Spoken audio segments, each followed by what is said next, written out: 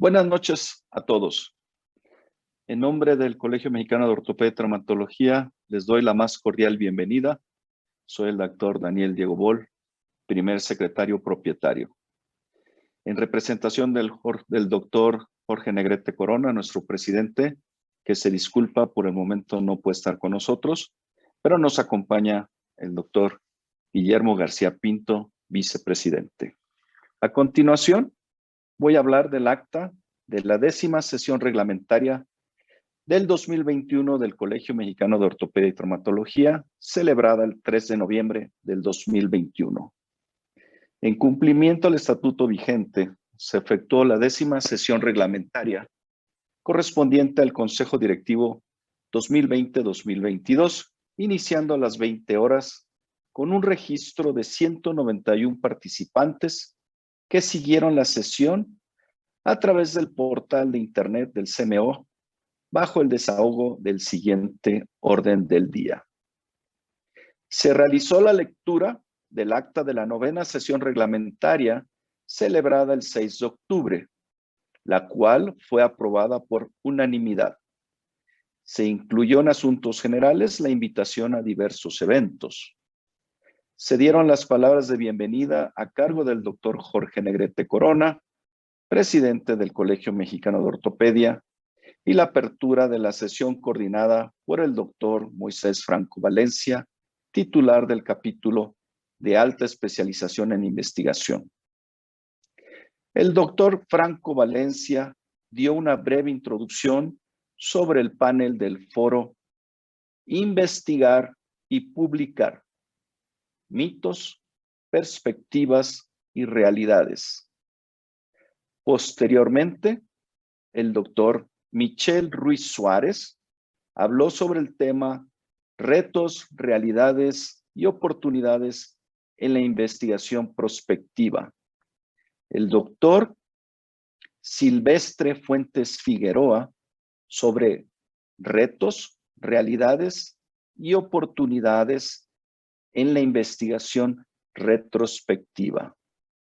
El doctor Manuel Herrera presentó el tema el reporte de caso, el desafío que aporte a la ortopedia. El doctor José Jesús Pérez Correa habló sobre el tema investigar y publicar con residentes, limitantes y oportunidades. El doctor Iván Encalada Díaz sobre qué se puede y qué se debe publicar: mitos, perspectivas y realidades. Y por último, se abrió espacio para preguntas y comentarios dirigidos por el doctor Moisés Franco Valencia, titular del capítulo de alta especialización en investigación. A las 22 horas se dio por terminada la sesión. Hasta aquí concluye la lectura del acta de la sesión anterior. Si existe algún comentario o pregunta, favor de hacerla llegar. Muchas gracias. Eventos y asuntos generales.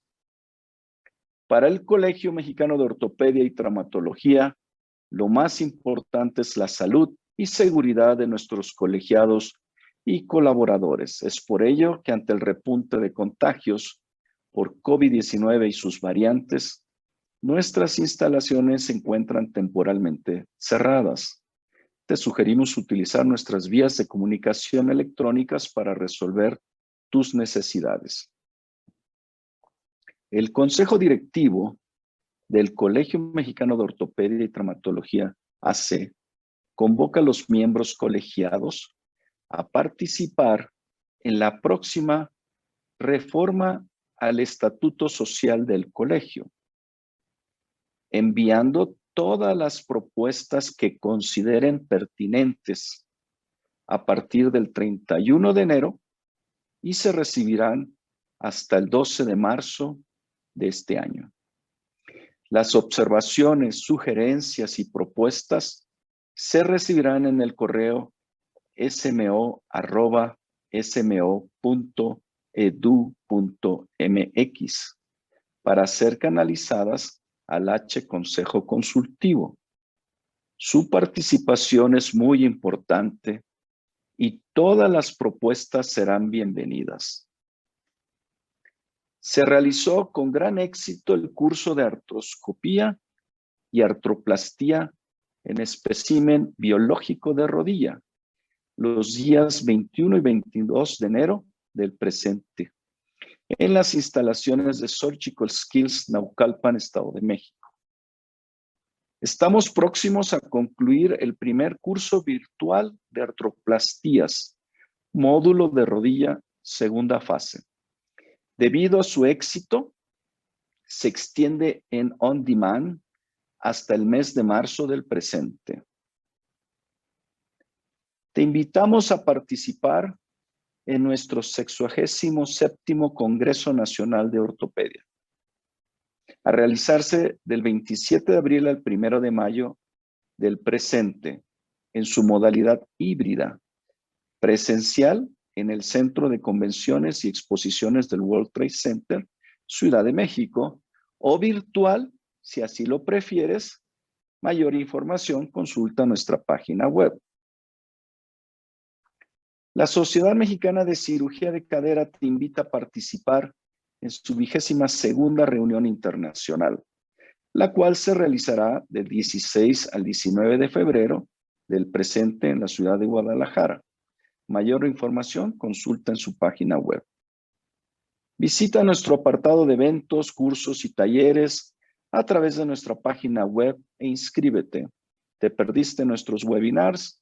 Suscríbete a nuestro canal de YouTube-CMO y consulta nuestra biblioteca de sesiones reglamentarias, webinars, cursos y talleres. El Consejo Directivo del Colegio se une a la pena que embarga la familia de nuestro apreciado colega y amigo, el doctor Jesús Vázquez Escamilla, por el sensible fallecimiento su señora esposa, la señora Julia María Montserrat Ravelo de Vázquez. Y a la familia Cabrera, por el sensible fallecimiento de nuestro compañero y amigo, quien fuera miembro emérito, el doctor Ángel Cabrera Orduña, ambos acaecidos en días pasados en esta Ciudad de México. A continuación, le cedemos la palabra al doctor Miguel Ángel Clara Altamirano, titular del capítulo de alta especialización en tumores del sistema músculo-esquelético, y a sus distinguidos ponentes, quienes presentan el panel del foro Actualidades del tratamiento quirúrgico en ortopedia oncológica. Sean ustedes bienvenidos y les cedo el micrófono al doctor Clara. Adelante, doctor.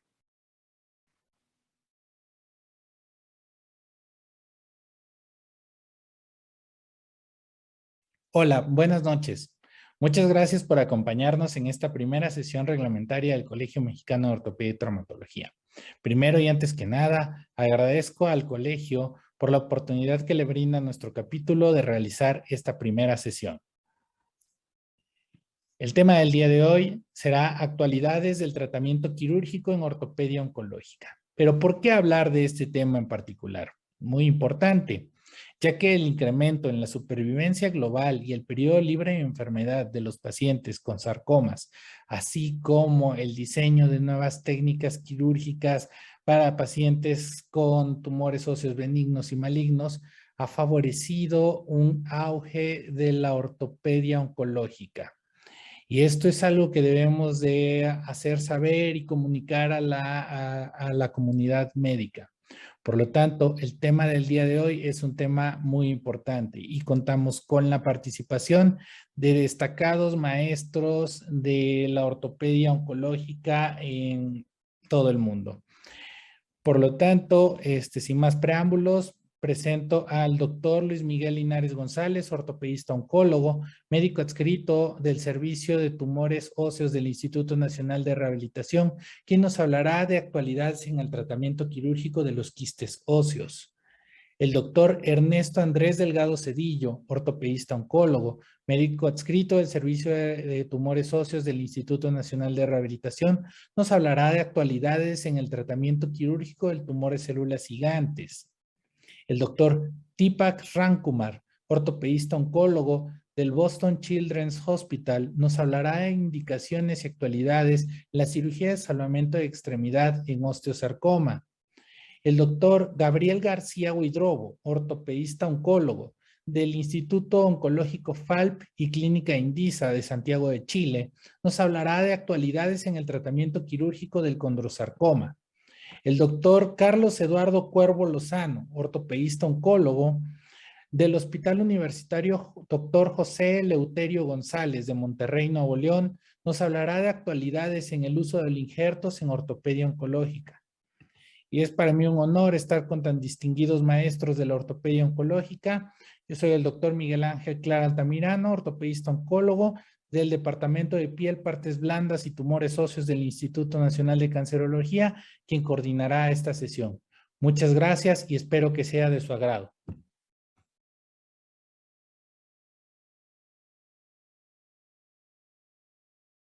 Hola, buenas noches, ¿qué tal? Muchas gracias por la invitación al comité organizador, al Colegio Mexicano de Ortopedia y el doctor Miguel Ángel Clara. En esta ocasión, la invitación fue para presentar precisamente sobre el tratamiento actual de los quistes óseos simples, que han sido descritos desde 1877, clasificados en 1942 por Jaffe y Lichtenstein, y pues desde ese entonces siempre han existido múltiples teorías desde su origen, múltiples estudios y muchos reportes que han salido así que en la literatura. Dentro de esto, una lesión benigna con predominio en las 2 primeras décadas de la vida, con un 3% de los tumores óseos dentro de todos ellos.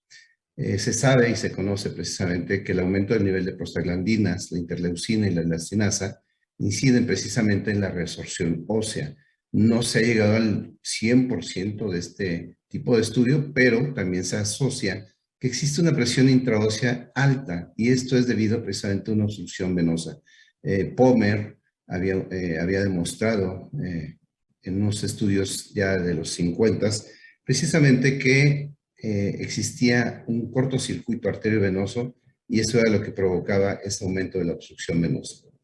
Hay muchos métodos en el tipo de tratamiento, desde el esteroide local, el curetaje, el revestimiento del quiste, o sea, las paredes, tornillos canulados, médula ósea autóloga, y actualmente se ha asociado el uso de clavos flexibles precisamente para la descompresión de los quistes. El legrado es muy bueno, sin embargo, aunque tiene una morbilidad quirúrgica porque se asocia a una cirugía directa, las tasas de recurrencia ocurren entre el 35 al 45%. Estamos diciendo que son relativamente altas. La tasa de recurrencia posterior a la inyección de los esteroides y la necesidad de múltiples inyecciones también conduce a otro de los métodos que se utiliza y por lo menos nosotros en el Instituto Nacional de Rehabilitación, Servicio de Tumores Óseos, ¿qué es lo que hacemos más? El injerto de médula ósea autóloga. Se pueden asociar algunos sustitutos óseos, eso ya lo elegirá precisamente también el médico. Precisamente Schindler fue uno de los que demostró también que el contenido líquido de los quistes tenía un alto nivel de prostaglandinas, al igual que Scaglietti. Estos dos pensaron precisamente y se hacen la pregunta que si con esto es la misma actividad osteoclástica que produce el aumento de las prostaglandinas. Es interesante que precisamente, vuelvo a repetirles, la presión que existe en forma intraquística también contribuye a esto. Jonathan Cohen, aquí lo observamos, y tuve la fortuna de conocerlo, era uno de los que más se dedicó también al estudio de los quistes óseos simples, desde la etiología, desde su tipo de tratamiento. Sin embargo, ahora les platico precisamente sobre una pequeña introducción del uso de médula ósea, precisamente, con ese potencial que se conoce ya desde 1898. Estos son de los autores principales que han estudiado precisamente a las células madre, también se les asocia como células estromales precursoras de células osteogénicas y fibroblastos. Todo esto precisamente se deriva desde una célula madre que contiene los precursores estromales, las células osteogénicas y los fibroblastos, y al mismo tiempo diferentes receptores y activadores en lo cual se va a ir diferenciando. Si nosotros lo trasplantamos hacia el hueso, nos va a dar hueso. Si lo estamos aplicando directamente sobre la superficie cartilaginosa previamente tratada, nos va a ayudar a formar ciertas células cartilaginosas o incluso en los dientes con la parte de los dentistas. Las células madre tienen y proporcionan las células progenitoras con ese gran potencial de inducir a los osteoblastos hacia la osteogénesis. Los injertos también van a funcionar precisamente como osteoinductores y combinados con la médula ósea, esta forma es una osteoinducción precisamente para que se complemente el uso principal de la médula ósea. Las CPD, que son las células precursoras determinadas, y las CPI, células precursoras inducibles. Esto en uno de los estudios que se realizó al aplicar médula ósea en la cámara anterior de los conejos, se observó cómo fue la evolución precisamente de formación de hueso a un sitio así que heterotópico. Y en esta ocasión les menciono la localización. Esto es en cuanto a la frecuencia que nosotros tenemos en el instituto. 183 pacientes, prácticamente ya son 25 años de estar haciendo la aplicación de médula ósea. Y esto está cortado al 2019, previo a la pandemia. Precisamente, ustedes pueden observar el lado derecho tiene más predominio sobre el lado izquierdo y los sitios anatómicos más frecuentes. En los resultados de entre 157 pacientes que nos representan más del 85%, son los inactivos. Estos llegaron a la curación completa. Los latentes, los que formaron trabeculaciones precisamente y que se dejó en observación porque no tenían actividad. Y los menos, que fueron realmente, han sido 4, los que continúan activos, que son de los últimos pacientes con las aplicaciones de médula ósea. ¿Qué tenemos aquí? El seguimiento es entre 8, 12, 16 semanas y precisamente que por hallazgo y más médula ósea, o sea, los pacientes que llegan de primera vez se determinó que era un quiste óseo y médula ósea, tuvieron la curación completa. Los que tuvieron fractura sin mejoría y se aplicó médula ósea, también tuvieron curación. Los que tuvieron injerto óseo sin éxito por reabsorción previa con médula ósea, presentaron engrosamiento de la cortical. Y los que tuvieron aplicación de metilprednisolona sin resultado, que se habían aplicado fuera del instituto, y en el instituto se aplicó médula ósea, tuvieron una mejoría y curación con el cambio de la densidad radiológica. Estos fueron de los primeros pacientes en los que, pues así que se tomaba el injerto autólogo de cresta ilíaca, se hacían algunos otros tipos de aplicaciones, o los pacientes que incluso en ese entonces se les ponía coralina también. El largo o el tamaño de la cicatriz, pues definitivamente ha ido cambiando. Desde ese entonces, desde el 93 precisamente, se comenzó con estas publicaciones que nosotros tenemos como trasplante de médula ósea y la experiencia que se tuvo en el servicio con el doctor Javier Rico Martínez. Al mismo tiempo, casi estamos viendo que en otra parte del mundo, en Israel, en el 96, ellos también estaban haciendo algo muy semejante. De los primeros pacientes que ustedes pueden observar, ¿qué es lo que sucedió? Cuando lo interconsultaron a nuestro servicio, ¿qué es lo que sucede? Lo habían tratado con la aplicación de injerto autólogo, en este caso peroné. Pues bueno, nosotros ya no le aplicamos más injertos, simplemente aplicamos médula ósea autóloga. Ustedes pueden ver la evolución, tuvo mejoría e incluso se comenzaron las primeras tomografías para poder observar el control interno de estas lesiones. Se comenzaba con estas pequeñas agujas que posteriormente se han utilizado, las agujas Hamshidi, y todo con el mismo procedimiento de obtener médula ósea. Vemos que se forma un coágulo, pero no tiene nada que ver con los factores de coagulación. Tengan en cuenta que esta es médula ósea y no ha salido a la circulación. Control radiológico y posteriormente con algunos de los casos. Vean cómo se encuentran las aplicaciones posteriores, ¿sí? Cómo fue mejorando y remodelando al mismo tiempo que así iba creciendo, en este caso, el paciente. Algunos otros casos, que son quistes óseos de calcáneo, que son sutiles en su tratamiento porque pueden llegar a tener una fractura en el cuello. Y en este caso, vean la evolución que tuvo desde el cambio inicial, la primera aplicación, la segunda aplicación, vean cómo mejoró, ¿sí? Y al final, cómo termina la curación y control. En este caso, esta serie de pacientes fue publicada también en el 2002 con el tratamiento de injerto de médula ósea. Estos pacientes no han sido tratados y no fueron tratados con metilprednisolona previos. Aquí tenemos otro ejemplo que observen ustedes cómo se encontraba el quiste después de la primera y segunda aplicación y cómo tiene en este caso su curación. ¿Qué quiero decir con esto? Cuando nosotros obtenemos un líquido serohemático, muchas veces cetrino, bueno, pues aplicamos la médula ósea en los sitios tomada precisamente de la cresta ilíaca posterior, la colocación percutánea, pero en muchos de los otros pacientes tratamos también de disminuir la presión que tenga en el interior, aunque nosotros aplicamos otra presión en el momento de la médula ósea. Ustedes pueden observar aquí cuál es la diferencia de lo que tenía el paciente y cómo termina en otro de los casos. Este chico, con una sola aplicación, mejoró por completo y fue cuando comenzamos a realizar estudios con coloide renio, las gammagrafías, y poder observar la capacidad y la característica de actividad celular o viabilidad de médula ósea. ¿Qué es lo que esperamos? Que se inactive la lesión, que se engrose la cortical, que existan formación de trabéculas, un cambio de densidad radiológica y disminución de la lesión. Todo esto también fue presentado en uno de los congresos de la Academia Americana en Chicago. Ahora bien, ¿qué es lo que sucede? Aquí es cómo tenemos una evolución precisamente de cuando se comienza a hacer la aplicación de médula ósea, cómo va cambiando las características, los engrosamientos de las corticales.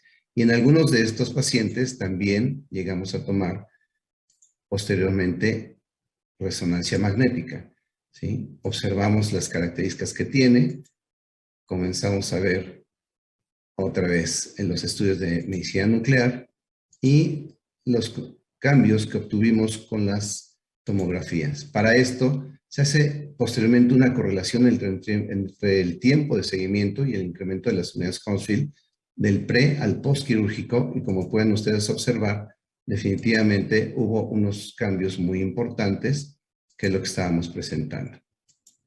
Ahora bien, también se tomaron muestras de patología precisamente para ver la viabilidad de las células madre derivadas de la médula ósea, que fueron precisamente colocadas en este sitio de las lesiones quísticas.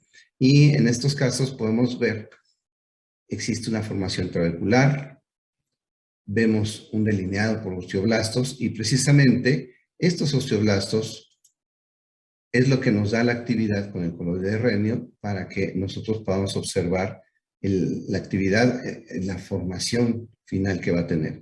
Quiero decirles que una de las características que se habían tomado, esto es con glutaldehído, también se hicieron unos estudios de microscopía electrónica de barrido, y aquí donde vemos esto, ¿sí?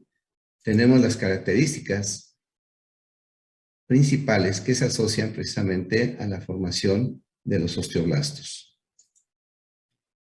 Otra de las características indispensables, el control por laboratorio. ¿Y cuál es ese control? Precisamente es tomarle fosfatasa alcalina. Por lo regular puede aumentar entre un 10 a un 15% el nivel normal sobre el control de los pacientes que han sido aplicados con médula ósea. Existen estudios precisamente ya de varios años a la fecha en el que pueden hacer comparación intralesional de médula ósea y los esteroides, ¿sí? Dando algunas características, incluso estos metaanálisis que se presentan, en el que la médula ósea, de acuerdo, es proporcional. Pero, por ejemplo, con metilprednisolona, todos los pacientes que tienen contra los errores o las fallas que se presentan, y médula ósea, proporcionalmente, sería un poco más halagador seguir con el tratamiento, ¿sí? Se pueden hacer curetajes, el injerto, la metilprednisolona, etcétera, etcétera. Algunos otros mencionan que para ellos es hacerles o darles un seguimiento precisamente con la aplicación de metilprednisolona percutánea, el curetaje y posteriormente colocar injerto óseo autólogo mezclado con médula ósea. Eso nosotros realmente desde hace mucho tiempo ya lo realizamos, comparación de 3 métodos diferentes, pero al mismo tiempo aquí lo que sucede es que se va a aplicar clavos endomedulares flexibles. Otra de las características, no quiero dejar pasar por alto esto, las características de los injertos óseos. Nosotros tenemos injertos óseos, este es un corte histológico, los impregnamos con médula ósea, vean cómo se encuentra ya en el corte histológico, y también les puede servir para este tipo de tratamiento, en donde pueden hacer el curetaje, se puede aplicar un adyuvante que es frío, con óxido nitroso, se mezcla la médula ósea, vean cómo viene en conjunto prácticamente con esa actividad que comienza a tener, se rellena esa cavidad y vemos la evolución favorable. ¿Qué es lo que llegamos a tener como conclusión? Se corrobora que existe la curación del quiste óseo siempre con la aplicación de médula ósea donde se forma hueso. La lesión cercana a la fisis retrasa la curación, dato importante que deben de tener cuidado también con los clavos flexibles. La médula ósea es un medio osteoinductor con células pluripotenciales que diferencian en osteoblastos finalmente. Y quiero mencionarles, el tratamiento debe ser elegido finalmente por el cirujano. Al final de cuentas, existe con médula ósea mínima agresión quirúrgica, evita pérdidas óseas, hemorragias o infecciones asociadas. No existen rechazos inmunológicos, disminuye la hospitalización, los costos también. Las lesiones del sitio donador son mínimas, sin efectos secundarios, no requiere conservación especial, es altamente inductora. Y todo esto, bueno, se refleja que somos citados muchas veces precisamente para la consolidación de los retardos y pseudoartrosis. Le agradezco mucho al colegio y quiero mencionarles que la Sociedad Mexicana de Ortopedia Oncológica y Salvamento de Extremidades también abre sus puertas a los interesados. Muchas gracias.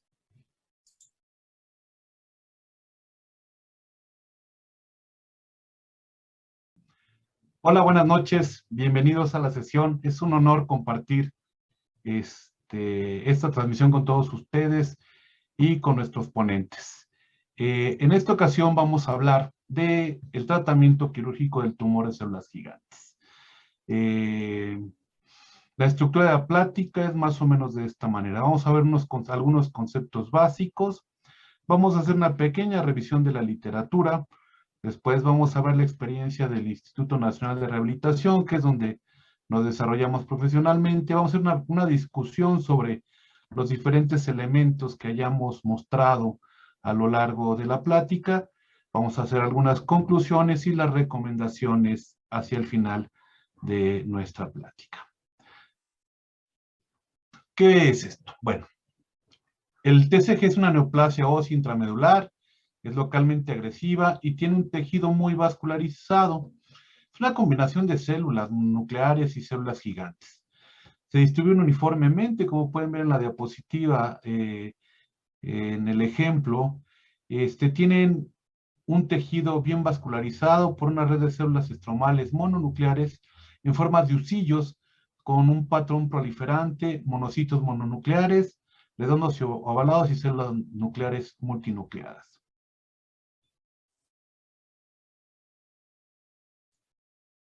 Vean ustedes.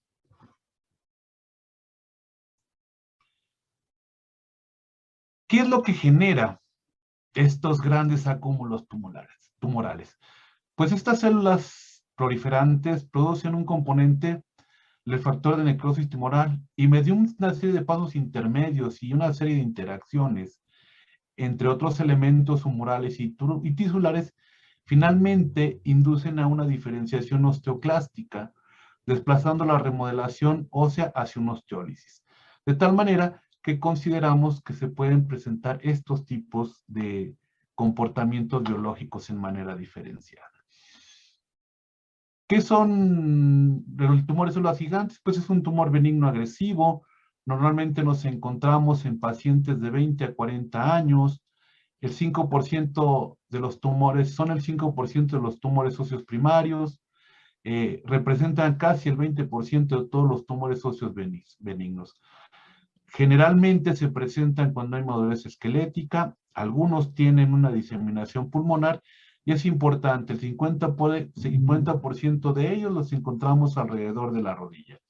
Fémur distal, tibia proximal, radio distal también se encuentran, húmero proximal. Raramente lo encontramos en el sacro o en el fémur proximal. El cuadro clínico está caracterizado básicamente por un dolor de intensidad creciente. El dolor se establece, aumento de volumen local, limitación funcional, y frecuentemente vamos a tener fracturas en terreno previamente dañado. El patrón radiográfico va a ser el de una lesión osteolítica, geográfica y expansiva, localizada excéntricamente con bordes bien delimitados o no bien delimitados. Esto le da ciertas características. Otra característica importante es no hay reacción perióstica y el patrón de burbujas de jabón. Ya existe una clasificación radiográfica, la da Campanacci. Tenemos así el grado 1, que es un tumor pequeño, que no sopla la cortical, los bordes son bien definidos, y tenemos un halo de esclerosis y son de crecimiento lento. El grado 2 va a insuflar la cortical sin romperla, los bordes son mal definidos y el crecimiento es más rápido. El grado 3 es un tumor de gran tamaño que rompe la cortical, que afecta a partes blandas y un crecimiento rápido y irregular. Aquí se empiezan a poner las cosas interesantes. De repente, este patrón de crecimiento puede ser muy variable. Hay pacientes que pueden rápidamente progresar a la deformidad, a la fractura, y otros pueden ser un poquito más lentos. Les hacemos un TAC y vamos a ver una visión de las áreas con destrucción cortical. Hay un coeficiente de atonación de 44 unidades Hounsfield, de 20 a 70.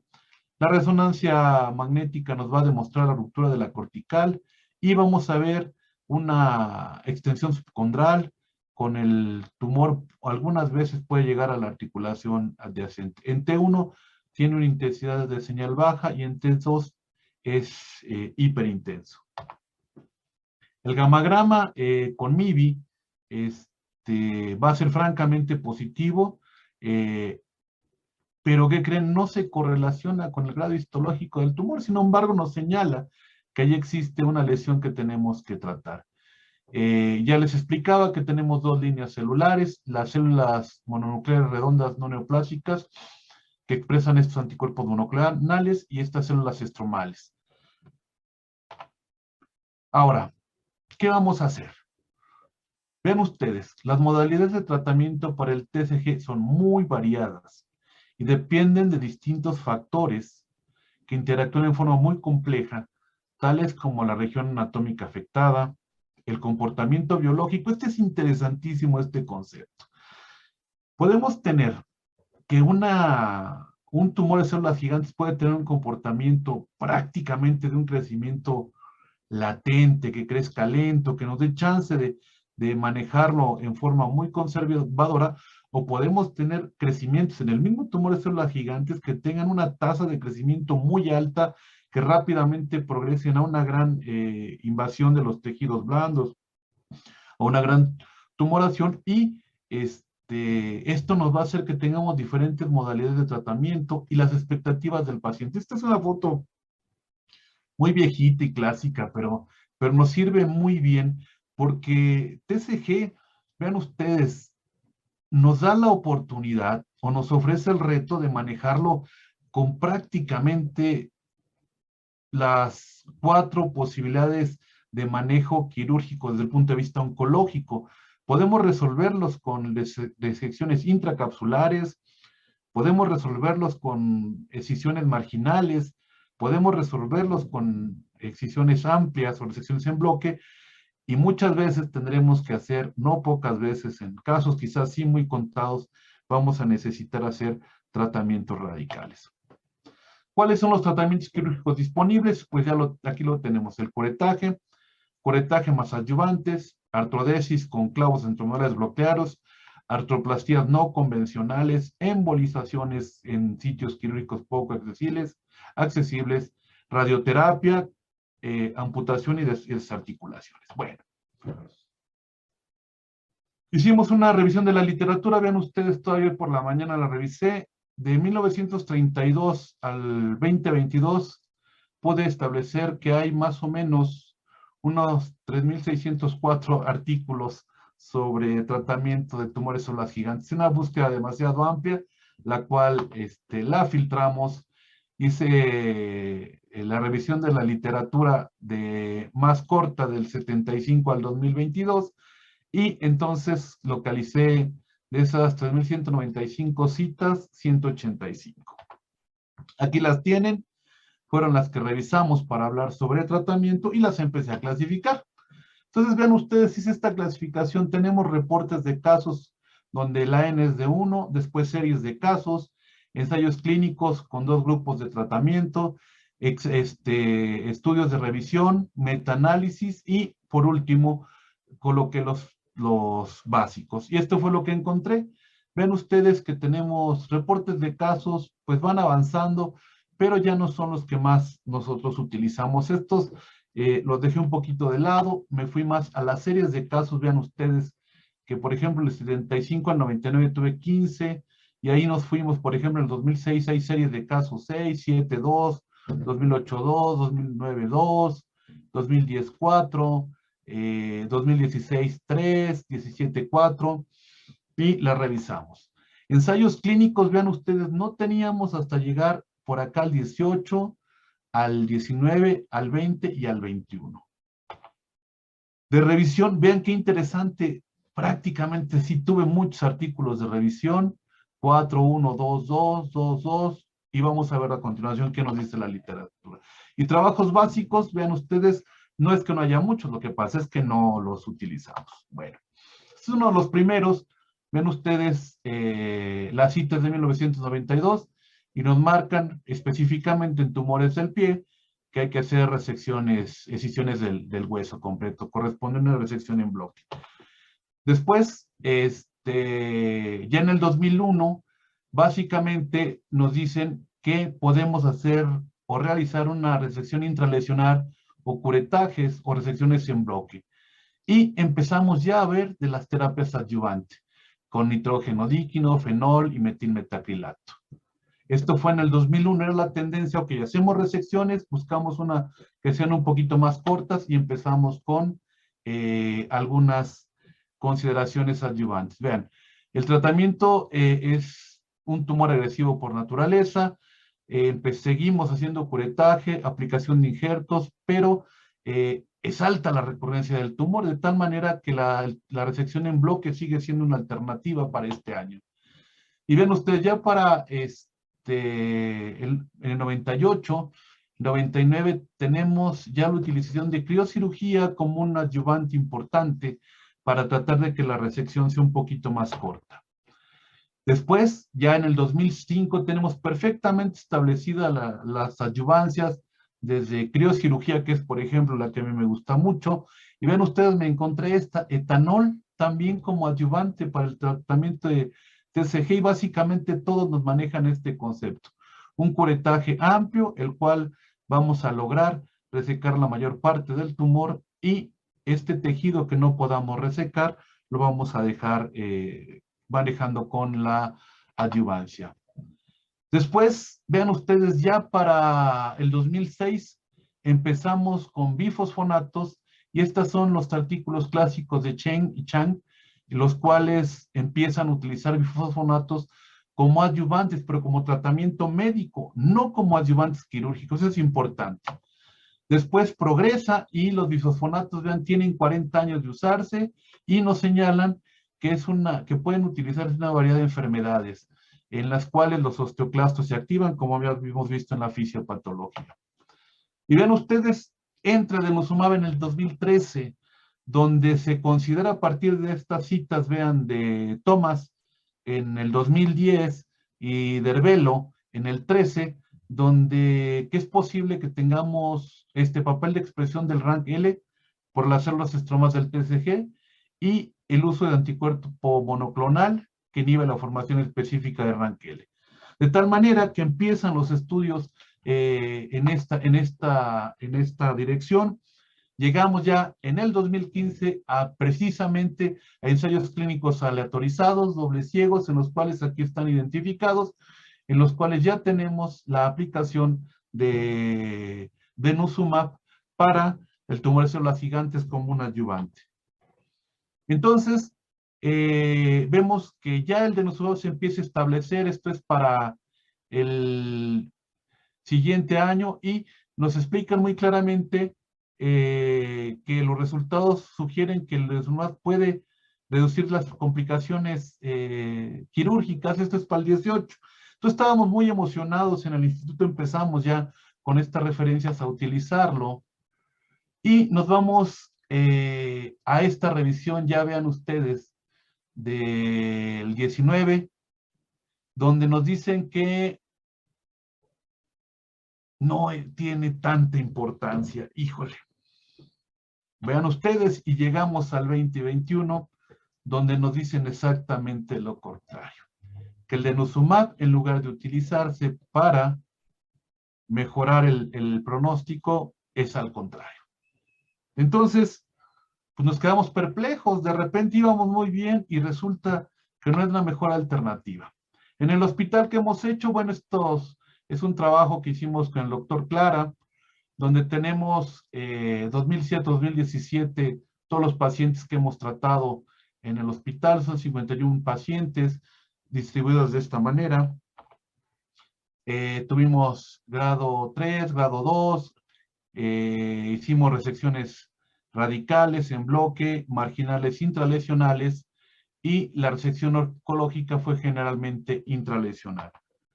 ¿Qué hicimos? Reemplazos articulares con prótesis no convencionales, artrodesis con prótesis diafisarias, espaciadores de cemento, adyuvancia con agua oxigenada, fenolización, criocirugía y hipertermia. Hicimos este tipo de injertos, autólogos, homólogos, heterólogos, cemento, médula óseas, clavos centromedulares y federales externos. Tuvimos 100 casos con actividad pulmonar 6 y 94%, ¿no? Infecciones sí tuvimos, déficit neurológico postoperatorio también, y artrosis en 2 ocasiones. Y esta es la propuesta que nos hace en este año este artículo.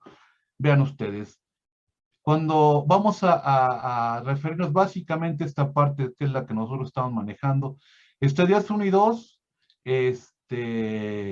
curetaje. No nos hablan de adyuvancia.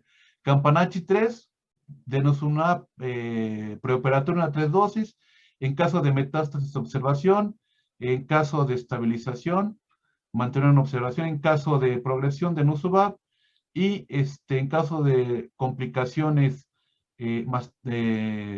vamos a tener este manejo. En el sacro, vean ustedes, nos da la embolización y el denosumab. En pelvis podríamos pasarnos toda la noche hablando sobre esto, y nos muestran otros manejos. ¿Qué es lo que les propongo? Bueno, pues tenemos que hablar, y este es con lo que quiero terminar.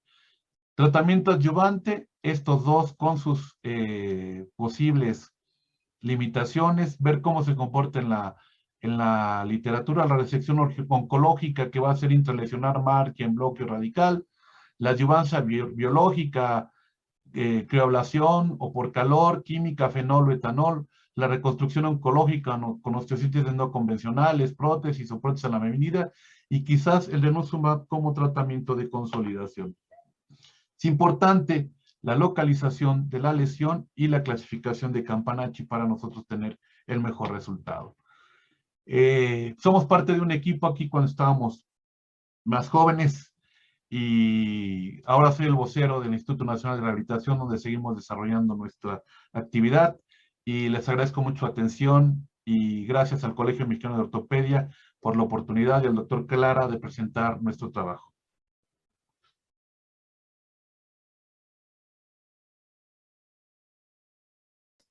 Hello, good evening.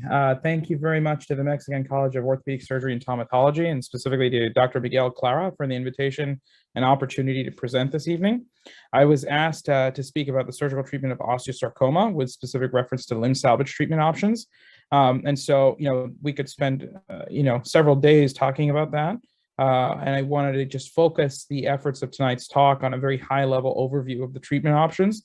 And so without any further ado, I will just get through some of the basic introductory concepts. Just as disclosures, I have no financial interests or relationships to disclose. I will discuss the use of certain implants that have been provided a one-time expanded access or compassionate use of approval. Como de acceso expandido o de uso compasivo aprobados por la FDA. Los temas de esta noche son hablar del paradigma y tratamiento quirúrgico de pacientes con osteosarcomas de extremidad inferior. Vamos a revisar las indicaciones quirúrgicas y el perfil de selección del paciente para opciones de reconstrucción quirúrgica y vamos a darles algunos casos ilustrativos para demostrar los desenlaces oncológicos, funcionales y quirúrgicos de los pacientes que se someten a reconstrucción por osteosarcoma. Como sabemos, el osteosarcoma es el tumor maligno más frecuente del hueso, solamente superado por el mieloma múltiple, que es realmente un tumor de médula ósea en lugar de hueso. El paradigma de tratamiento para el osteosarcoma ha cambiado drásticamente en los últimos 15 años por el advenimiento de la doxorubicina y la antraciclina. Antes de los 50, por ejemplo, el tratamiento quirúrgico era la modalidad principal del tratamiento del osteosarcoma, pero con el advenimiento de la doxorubicina y antraciclinas en los 70, la sobrevida general ha mejorado mucho. La escisión quirúrgica del tumor, lo que denominamos el control local, sigue siendo la piedra angular del tratamiento de osteosarcoma. Esta es una muy buena gráfica. Creo que muchas personas quizá la hayan visto en diferentes ámbitos o en diferentes encuentros que hayan tenido, pero básicamente muestra la línea de tiempo y el cambio en el tratamiento del osteosarcoma. Nos remontamos a los 60, la cirugía sola, amputación, por ejemplo, que era el principal tratamiento ofrecido a estos pacientes después de los 70, con la introducción de doxorubicina y quimioterapia de alta efectividad para osteosarcoma, pueden observar que la sobrevida global mejoró del 20% a casi 60%.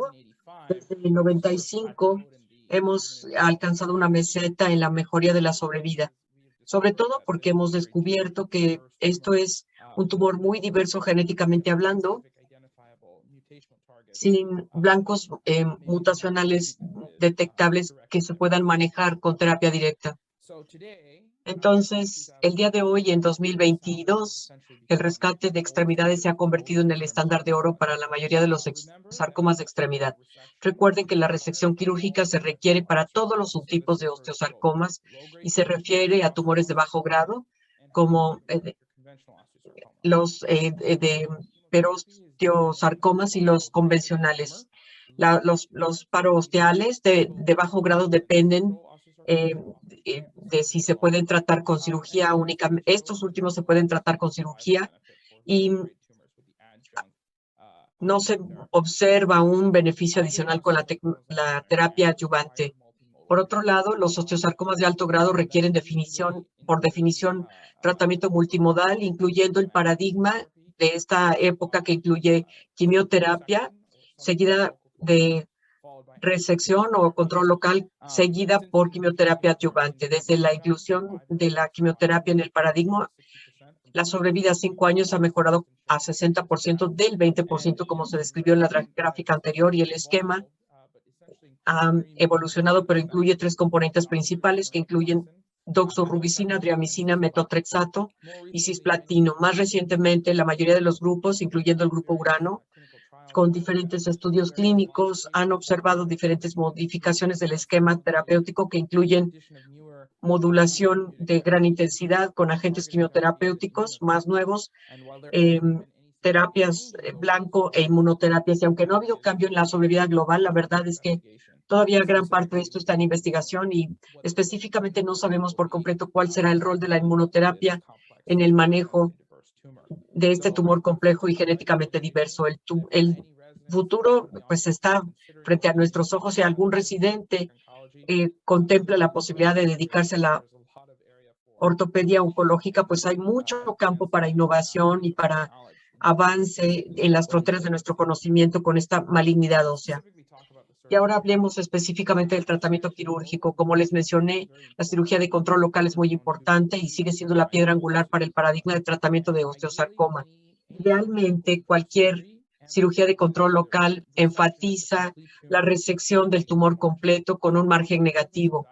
Con las mejorías de la imagenología diagnóstica y las opciones de reconstrucción, el rescate de extremidades se ha vuelto el estándar de oro para la enfermedad localizada, incluso con enfermedad mínimamente metastásica. La metastasectomía combinada con cirugía de control local sigue siendo el estándar de oro. Las tasas de recurrencia locales con resecciones de márgenes negativos, digamos, de aproximadamente 5 a 10% en la mayoría de los pacientes. Si no hay consenso en la literatura ni en otro lugar de la definición de lo que es un margen quirúrgico adecuado. Hablábamos de 2 centímetros como márgenes apropiados. Se consideraba que era un área suficiente de hueso normal fuera de la zona reactiva del tumor que permitiría una resección de un margen negativo, pero esto recientemente ha sido discutido y se ha mostrado que incluso después de grandes resecciones quirúrgicas, la recurrencia local puede producirse, y esto destaca el hecho de que la biología tumoral puede ser mucho más importante que el margen únicamente, y el determinar la sobrevida global, la sobrevida sin eventos y las tasas de recurrencia locales en osteosarcoma. ¿Cuáles son las opciones para reconstrucción? Supongan que han hecho una cirugía excelente de resección y que pudieron extirpar todo el tumor, y ahora se quedan con un gran defecto óseo que hay que reconstruir. Bueno, pues hay varias opciones disponibles, afortunadamente.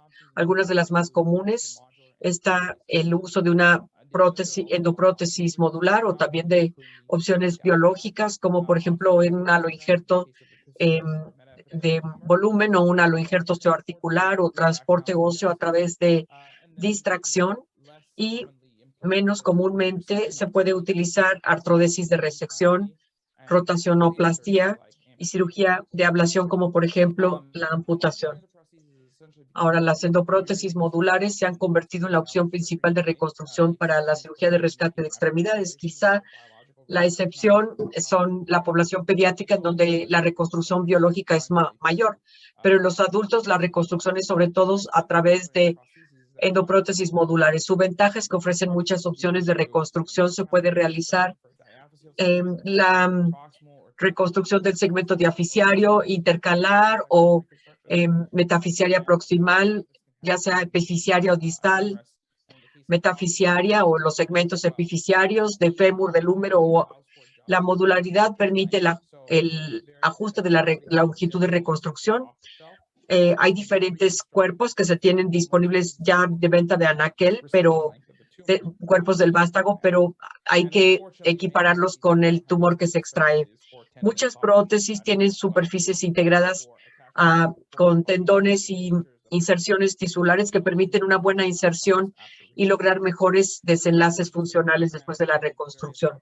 Aquí tenemos un pictograma que nos muestra un sistema de megaprótesis. Básicamente destaca la posibilidad de los reemplazos tibiales femorales distales, segmentarios, como cuando se trata de recciones intercalares, y también reemplazo de altas porciones del fémur utilizando endoprótesis modulares. Las principales indicaciones de una reconstrucción prostésica modular son sobre todo tumor resecable.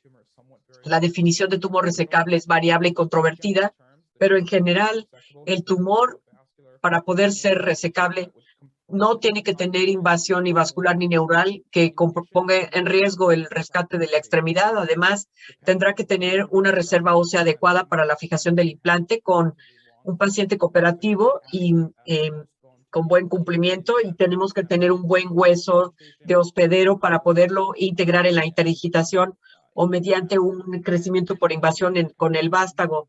Y también lo más importante es tener un paciente realmente que coopere.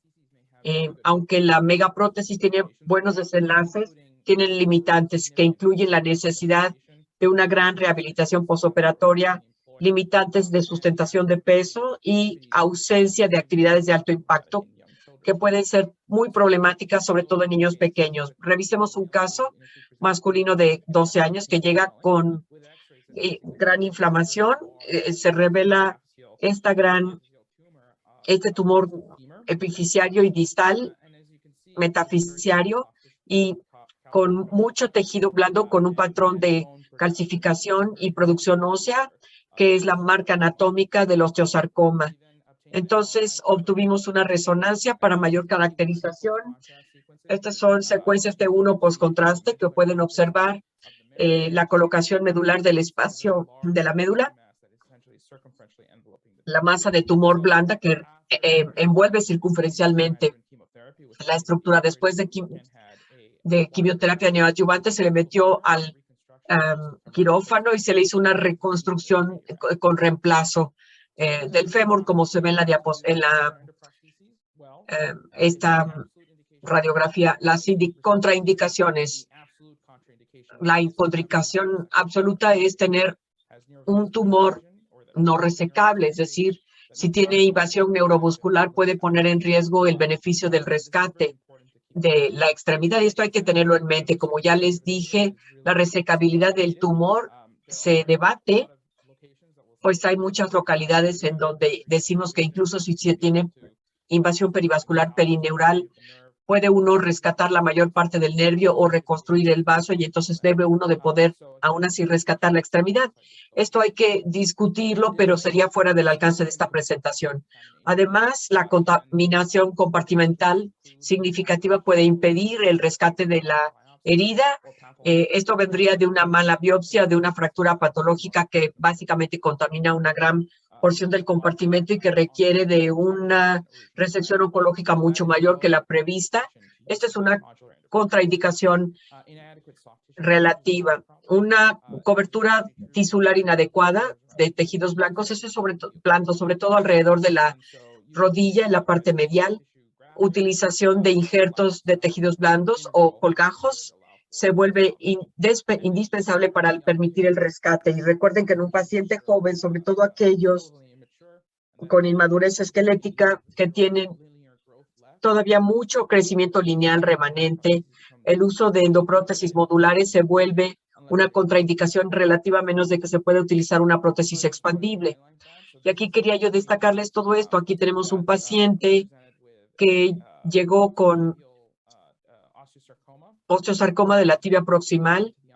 Lo llevamos al quirófano para una resección extensa y tenía esta prótesis a la medida no invasiva, que tienen una caja de engranes interna.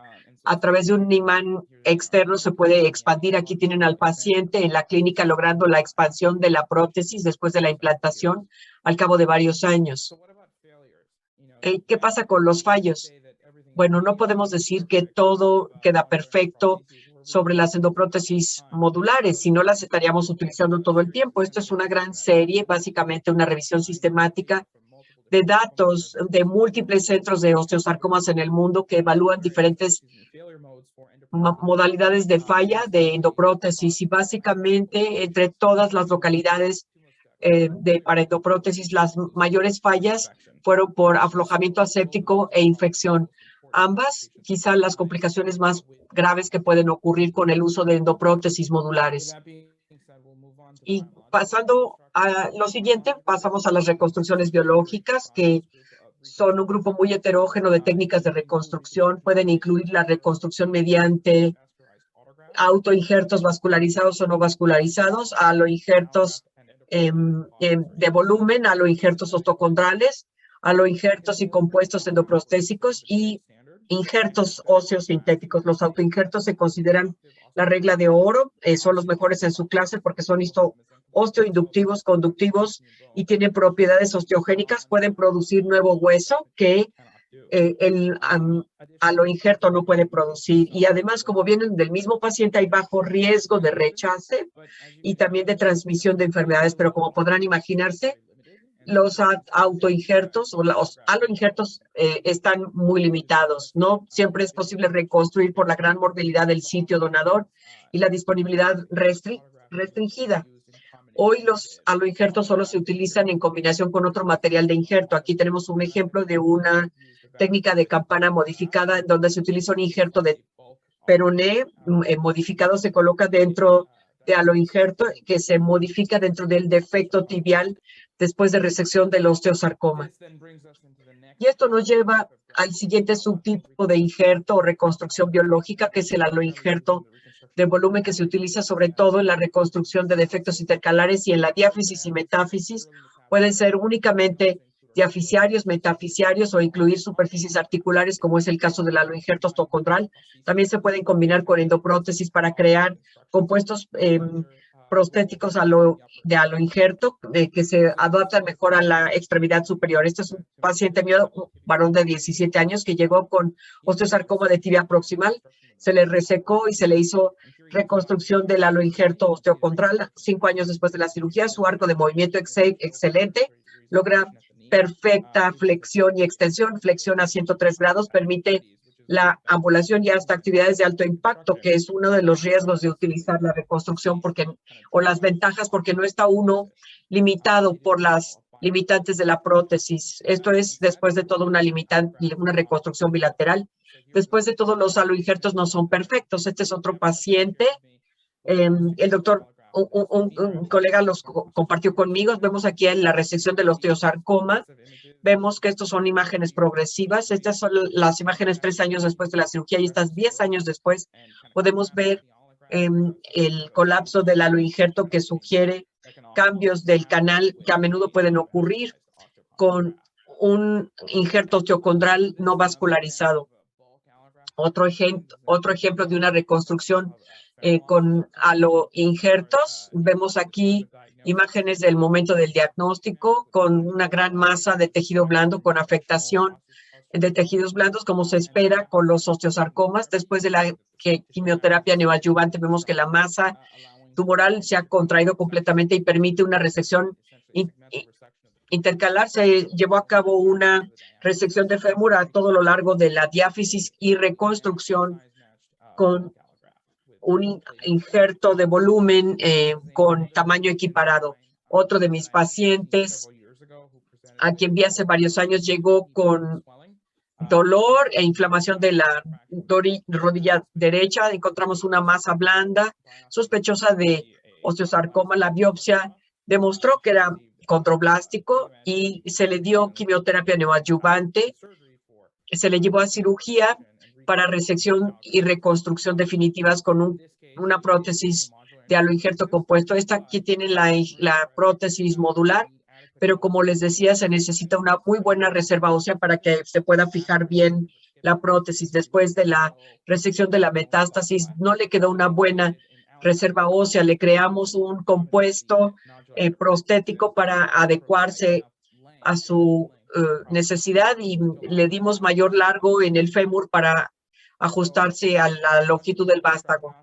Las opciones de reconstrucción de aloinjertos no carecen de complicaciones. La equiparación del injerto, sobre todo al tamaño, puede ser un gran reto y depende del acceso que la institución tenga a los bancos de hueso. Afortunadamente en Estados Unidos sí tenemos varios bancos de hueso que nos ofrecen aloinjertos equiparados con facilidad relativa, pero no está disponible en todos lados. La equiparación del injerto es una gran consideración. Estos injertos además tienen propensión a que se formen no uniones en el sitio de la unión. Muchas veces se requiere de una no sustentación de peso prolongada o extendida para permitir que el aloinjerto consolide por lo menos unos 3 meses para permitir que el sitio de unión consolide. Entonces, si no consolidan bien, esto implica una mayor cirugía que incluye fijación, autoinjertos y demás para lograr que la unión consolide. Además, en el caso de aloinjertos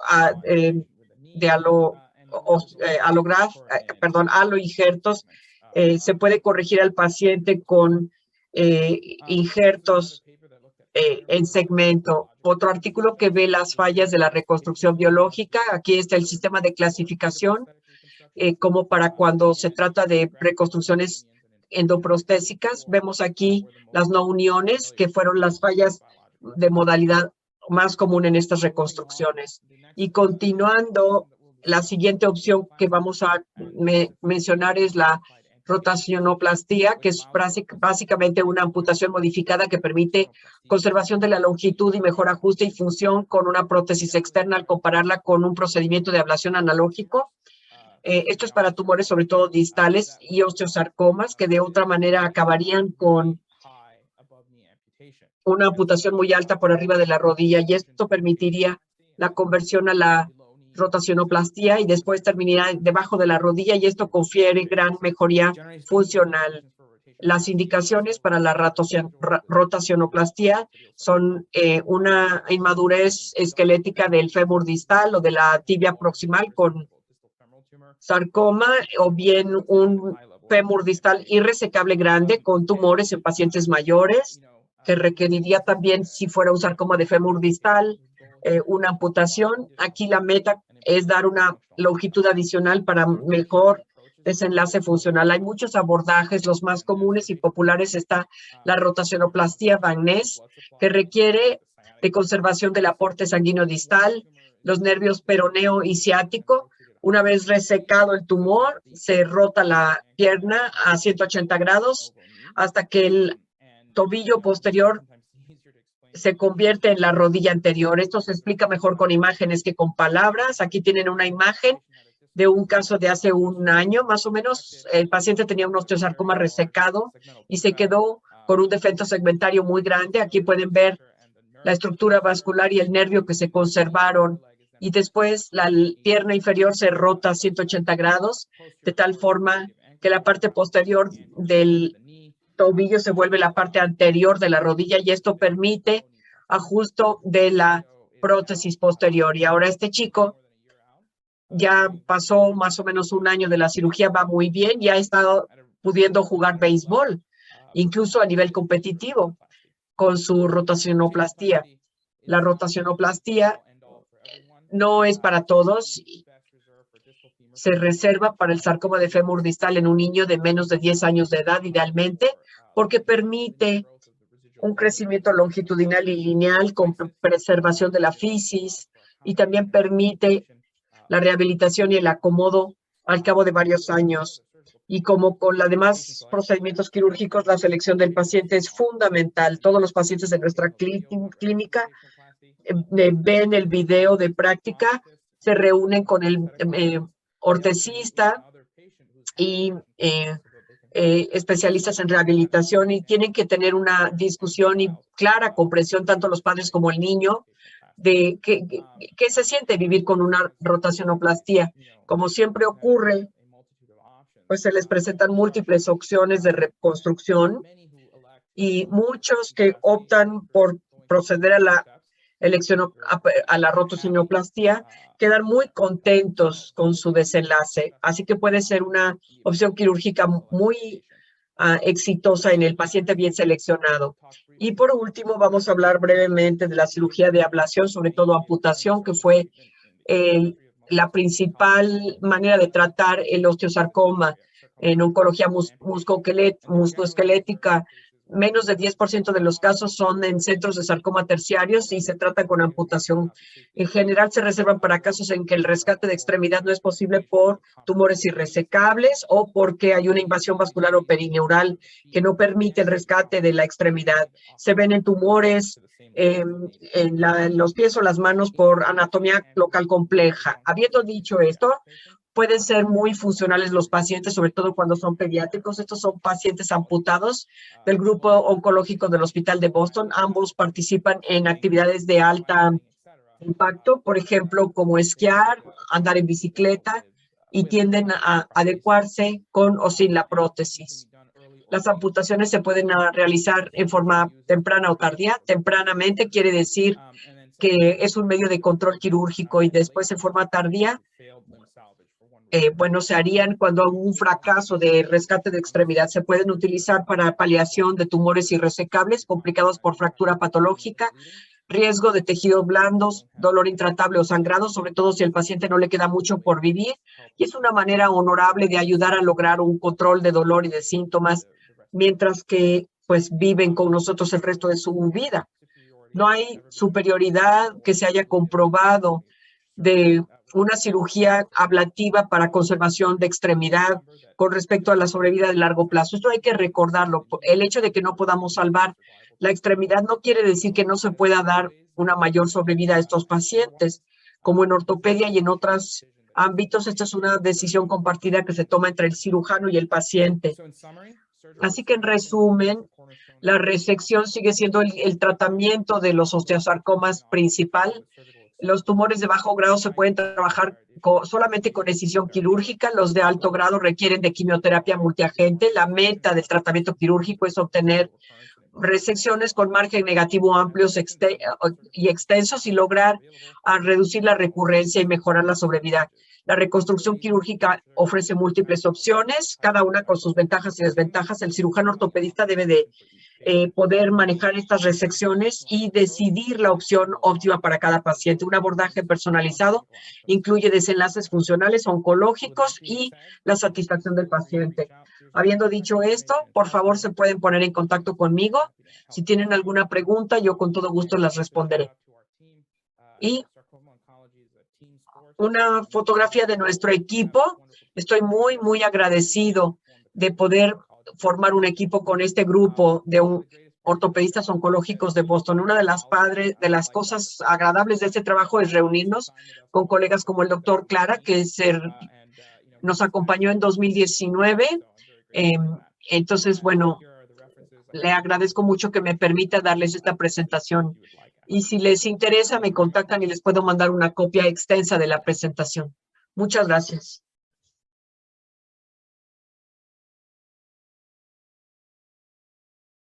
Buenas noches. Muchísimas gracias al comité organizador por la invitación a participar de esta sesión. Hoy les comentaré acerca del manejo actual del condrosarcoma óseo. Bueno, sabemos que el condrosarcoma es un tumor óseo primario maligno que está compuesto fundamentalmente por matriz condroide y condrocitos que tienen distintos grados de malignidad. Es una enfermedad poco frecuente y se calcula que la incidencia en Estados Unidos es de aproximadamente un caso por cada 200.000 habitantes. Típicamente se dan pacientes por sobre los 40 años y de predominio masculino. Según este estudio de 153 pacientes, la ubicación más común, ¿no es cierto?, es el fémur proximal, seguido de la pelvis, luego del fémur distal, el húmero proximal y la escápula. Y se presenta de dos maneras. El primario, que incluye el condrosarcoma convencional de alto y bajo grado, siendo el de grado 1 y 2 un 85% aproximadamente en frecuencia, y el grado 3 más el desdiferenciado un 15% aproximadamente. Y los secundarios a osteocondroma, encondroma, osteocondromatosis múltiple, oligeroma Fuchi. En cuanto a la presentación clínica, sabemos que es muy similar a lo que ocurre en casi todos los tumores óseos, pero en este caso se da muy frecuentemente como hallazgo, dado que la gran mayoría de las veces se presenta asintomático, sobre todo los condrosarcoma grado 1. Ahora, el dolor, la masa palpable y la fractura en hueso patológico suelen darse más en pacientes con lesiones de más alto grado. En cuanto a las imágenes, la radiografía es mandatoria. El cintigrama óseo, el PET-CT se han usado como herramientas para determinar el grado de actividad o incluso diferenciar los encondromas de los condrosarcomas de bajo grado, pero también el PET junto al escáner de tórax para definir presencia de lesiones a distancia. Nosotros recomendamos que resonancia magnética y escáner local deben ser realizados siempre, sobre todo en aquellas lesiones en las cuales uno pretende hacer una planificación 3D y una navegación intraoperatoria. En términos generales, el manejo quirúrgico de esta enfermedad es el gold standard. Y existen dos alternativas: el curetaje con adyuvancia, que está reservado para condrosarcomas de bajo grado de huesos largos, hoy llamados tumores de condroides atípicos, en las cuales nosotros recomendamos realizar siempre una ventana amplia, ojalá ovalada, para no generar mayor riesgo de fractura, un curetaje amplio, ojalá con fresa de alta velocidad, cualquier tipo de adyuvancia, e injertos o relleno con cemento, dependiendo de la edad del paciente, y con o sin necesidad de osteosíntesis, dependiendo la extensión y el tipo de hueso que se esté operando. Y la segunda alternativa es la resección en bloc, del segmento óseo, esto generalmente en condrosarcomas de alto grado o en sarcomas de huesos planos, ojalá asociado a cirugía asistida por computador. En el tratamiento quirúrgico del condrosarcoma convencional, básicamente dependen de la ubicación, porque si la lesión es de huesos largos, de grado 1, y que involucra solo el hueso, uno podría hacer un tratamiento intralesional con curetaje. Pero si la lesión es de más alto grado, o es de huesos planos, de cualquier grado, o es de grado 1, pero ya está extracompartimental hacia los tejidos blandos, se debe plantear una resección en bloque amplia. En esta revisión del 2019 de Estados Unidos, del Cochrane, específicamente para condrosarcomas centrales de bajo grado de huesos largos, se comparó el tratamiento intralesional versus la resección amplia. Y se mostró que el tratamiento intralesional con curetaje no muestra diferencias significativas en la sobrevida libre de recurrencia. Este tipo de tratamiento mejora los resultados funcionales respecto de la resección amplia y tiene menores tasas de complicación mayor. Me refiero a infecciones, fracturas o reoperaciones. Por lo tanto, el condrosarcoma de bajo grado de huesos largos se puede hacer la resección intralesional y eso está absolutamente vigente. Y la pregunta es, ¿la recidiva local impacta en la sobrevida del condrosarcoma de huesos largos? La respuesta es que sí, pero después de los 5 años. A los 5 años se empieza a notar una diferencia significativa en la sobrevida y que se ve mucho más pronunciada sobre los 10 años. Por lo tanto, el seguimiento debe hacerse por largo tiempo. ¿Y qué pasa con los condrosarcomas de alto grado en huesos largos? Bueno, en este estudio chino del 2019, con 774 pacientes, la cirugía mostró ser significativamente superior a los pacientes que fueron tratados solo con radioterapia o sin tratamiento. Y la radioterapia adyuvante, asociada a la cirugía, no mostró resultados significativamente mejores. En cambio, en el condrosarcoma desdiferenciado, la radioterapia adyuvante sí mejora el outcome de sobrevida de forma significativa. Acá mostramos un paciente masculino de 53 años con un condrosarcoma desdiferenciado de alto grado del talo extracompartimental hacia la región posterior, en el cual hicimos una resección amplia de la lesión e interpusimos un halo injerto de cabeza femoral para realizar una artrodesis de tobillo. Este paciente se le había presentado también la opción de una amputación bajo rodilla. El resultado fue bastante bueno. A los 6 meses ya había consolidación de la artrodesis y está hasta ahora 2 años sin recidiva. Entonces, ¿a qué paciente amputamos y a qué paciente hacemos la resección? Bueno, la verdad es que si las características del tumor lo permiten y se pueden lograr márgenes amplios, no hay diferencia significativamente estadística entre hacer una resección amplia y una amputación bajo rodilla en este caso. Pero en la pelvis, el escenario es completamente distinto porque la anatomía de la pelvis es compleja. Existe una mayor probabilidad de tener márgenes comprometidos, existe mayor probabilidad de que las lesiones sean de alto grado, en general se asocia a peores resultados funcionales y tiene una mortalidad mayor. Por lo tanto, se ha visto, y en este estudio de 59 pacientes, los factores de riesgo que aumentaron la mortalidad en forma significativa fueron los márgenes comprometidos, el alto grado histológico y la invasión acetabular, con una sobrevida a 5 años de 66%. Por lo tanto, el condrosarcoma de bajo grado de huesos planos debe ser tratada en forma agresiva como una lesión de alto grado con resecciones amplias. Y acá, la cirugía asistida por computador es especialmente recomendada en pelvis y escápula, por ejemplo, dada la difícil anatomía 3D que tienen estos huesos que nos dificultan una resección con márgenes alejados.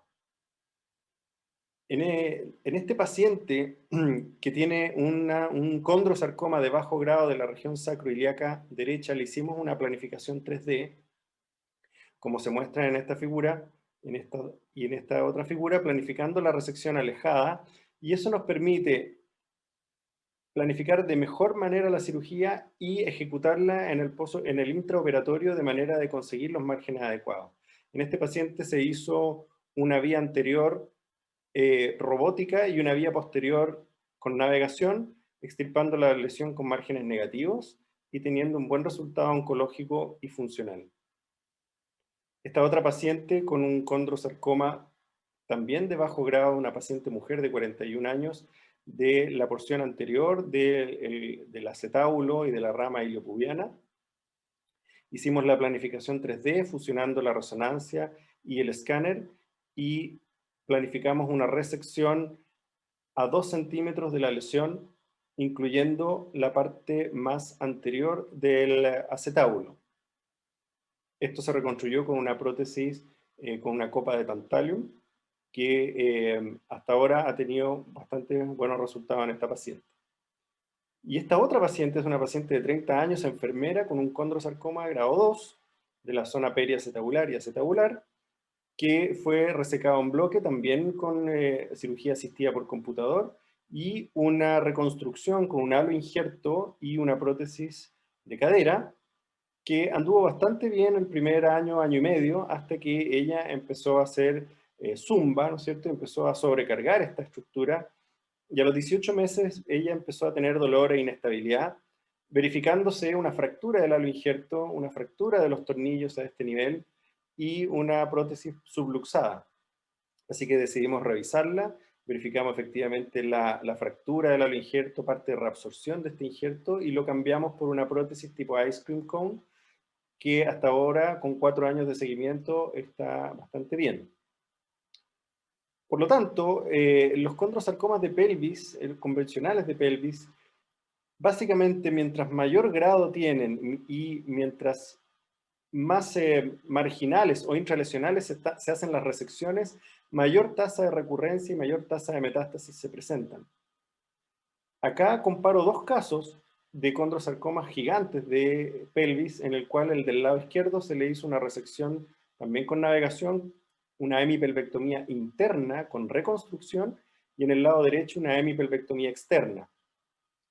La verdad es que no existen diferencias significativas en la sobrevida y en las infecciones si uno realiza una hemipelvectomía externa versus una hemipelvectomía interna. Pero si uno reconstruye, el riesgo de infección aumenta en forma significativa. Pasa lo mismo con la escápula. Los condrosarcomas escapulares tienen una alta tasa de recurrencia local y de metástasis, y este estudio muestra que es muy importante obtener márgenes amplios para poder controlar la enfermedad. Este es un caso de un paciente de 20 años con un condrosarcoma de grado 2 secundario a un osteocondroma, en el cual se hizo la planificación de la cirugía también en 3D, en el cual tuvimos que resecar prácticamente toda la fosa infraespinosa y también 3 arcos costales adyacentes. En este caso, el paciente funcionalmente en los primeros meses anduvo bastante bien, y se ve como al pasar del tiempo, a los 18 meses tiene una función bastante adecuada, y a los 3 años la función es prácticamente normal con un MSTS de 80%. Por ende, en este caso no es necesario reconstruir.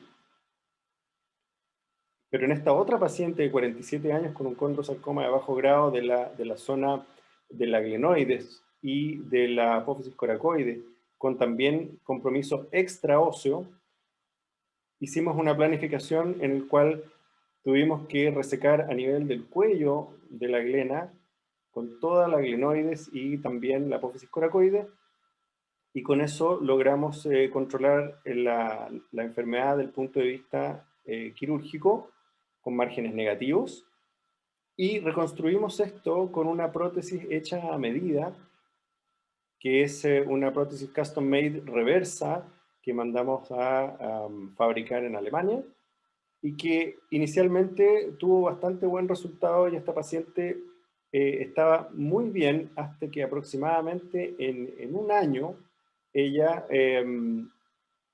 tuvo una importante recidiva local que terminó finalmente con una escapulectomía total.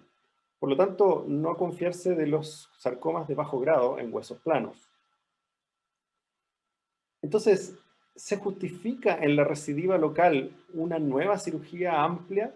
El objetivo de este estudio alemán, en 2012, mostró 77 pacientes con un condrosarcoma recidivado en los cuales le hicieron seguimiento y definieron los criterios de tratamiento. Y las conclusiones son que en las recidivas locales, ni el tipo o extensión de la cirugía, ni el sitio tumoral, ni el tamaño tumoral, o los márgenes de resección influyeron significativamente en la sobrevida. Para los pacientes sin metástasis al momento de la recurrencia, sí se justifica una terapia agresiva quirúrgica, incluyendo la resección amplia y eventualmente una reconstrucción. Pero aquellos pacientes con metástasis al momento de la recurrencia, básicamente hay que ofrecer manejo paliativo. El grado y la metástasis fueron los factores pronósticos negativos independientes en este estudio. Las metástasis se presentan dependiendo del tipo de tumor, ¿no es cierto? Los encondromas y los tumores condroideos atípicos no tienen posibilidades de dar metástasis, en cambio las lesiones de alto grado sí que la tienen, y las metástasis se detectan en el pulmón en un 97.5% de los casos. 51,9% de los pacientes con recurrencia local va a tener metástasis, y las metástasis cuando se presentan menor a 3 meses desde la recurrencia local, en promedio. Ahora, la resección de estas metástasis pulmonares no mejoró el pronóstico general de los pacientes y es el principal factor que influencia la sobrevida. Por lo tanto, en resumen, los factores pronósticos son las lesiones axiales de huesos planos, más proximales de extremidades, las lesiones de sobre 8 centímetros, las lesiones de alto grado, las pacientes que presentan recurrencia o metástasis al momento del diagnóstico. 2 palabras de quimioterapia. Estas no tienen impacto en los condrosarcomas convencionales de células claras, pero sí alguna función tendría en los condrosarcomas desdiferenciados, en los cuales mejoraría significativamente la sobrevida global. La radioterapia, bueno, se considera que los condrosarcomas son relativamente radioresistentes, pero existirían indicaciones relativas en aquellos desdiferenciados o mesenquimales, en aquellas lesiones irresecables, en aquellas en que hemos logrado márgenes positivos y no se pueden ampliar, en aquellos pacientes multirecidivados o en tratamiento de metástasis paliativa. Por lo tanto, como conclusión, el condrosarcoma es un tipo muy heterogéneo de tumores, la clínica es variable y se correlaciona con el grado histológico. El diagnóstico por biopsia es fundamental para confirmar el diagnóstico y también el grado histopatológico y por ende el tipo de terapia. La cirugía es apropiada cuando se hace en huesos largos y de bajo grado a través del curetaje, y en huesos planos, independiente del grado, la resección en bloc, ojalá asociado a cirugía asistida por computador. Y el tratamiento de las recurrencias locales y de las metástasis también es parte del tratamiento actual del condrosarcoma. Muchas gracias.